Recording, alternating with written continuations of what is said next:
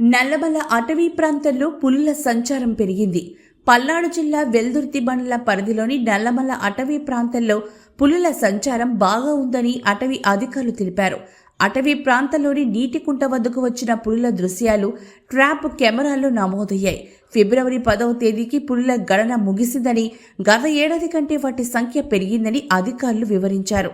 Trap కెమెరాల్లో నమోదైన చిత్రాలు, పాదముద్రలు సేకరించారు. పశువుల కాపర్లు అడవుల్లోకి వెళ్లకుండా జాగ్రత్తగా ఉండాలని సూచించారు. Nagarjuna Sagar tiger reserve project పరిధిలోని నల్లమల అటవీ ప్రాంతమైన మార్కాపురం, గిద్దలూరు, నంద్యాల, ఆత్మకూరు అటవీ శాఖ ప్రాంతాలతో పాటు పల్నాడు, తిరుపతి, రాజంపేట, కడప అటవీ ప్రాంతాల్లో ఉన్న పులుల సంఖ్యను లెక్కించారు. రాత్రి 9 దాటితే దోర్నాల, శ్రీశైలం ఘాట్ రోడ్లో పెద్ద పులుల సంచారం ఉన్నందున రాత్రి 9 నుంచి ఉదయం 6 గంటల వరకు వాహనాల రాకపోకలు నిలిపేస్తున్నారు.